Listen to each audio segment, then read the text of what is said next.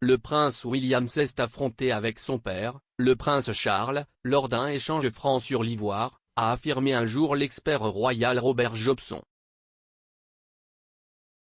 Charles, en tant que père célibataire, a essayé d'éviter la confrontation avec ses deux fils au fil des ans. Mais, parfois, le futur roi a ressenti le besoin d'intervenir, selon l'auteur royal M. Jobson. Il a précédemment rappelé un incident où Charles et William avaient deux opinions très différentes. Écrivant dans le Daily Mail il y a 3 ans, M. Jobson a déclaré « Une telle occasion s'est produite après que William a déclaré à la zoologiste Jane Goodall qu'il aimerait voir tout l'ivoire appartenant au palais de Buckingham détruit. » Selon The Guardian, la collection d'ivoire royal contient environ 1200 artefacts, dont certains remontent à des centaines d'années. M. Jobson a affirmé qu'une source bien informée lui avait dit que William et Charles avaient eu un franc échange de vues 5 ans auparavant. La source, a-t-il dit, a affirmé que Charles avait dit à William qu'il était naïf et qu'il aurait dû choisir ses mots avec plus de soin.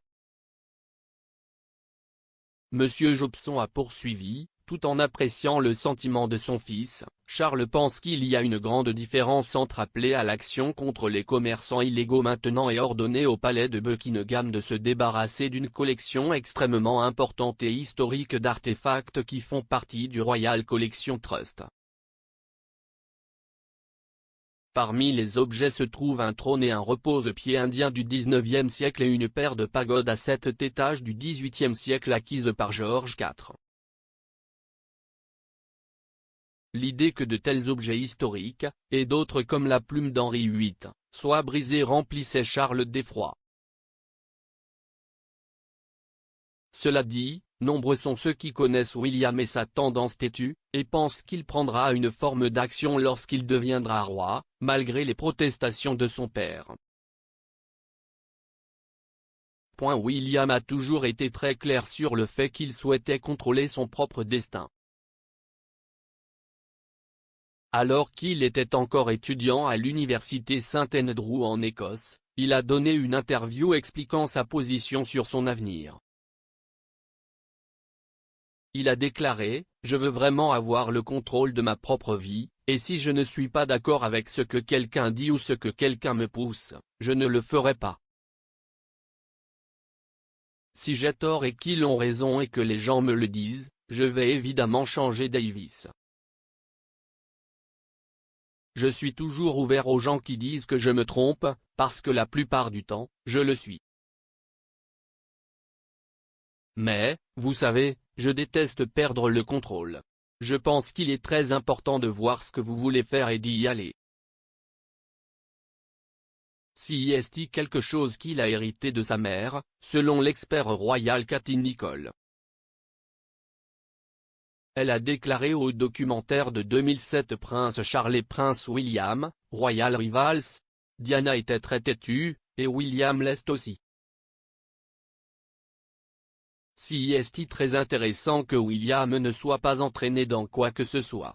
Il mettra le pied à terre, enfoncera son talon, et il ne bougera ni ne sera bousculé par personne.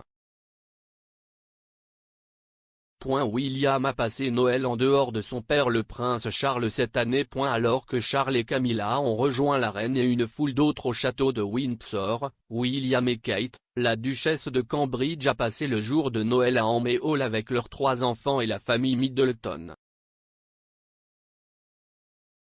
La famille royale devait se réunir à la résidence Queen's de Sandringham pour le traditionnel rendez-vous festif cette année.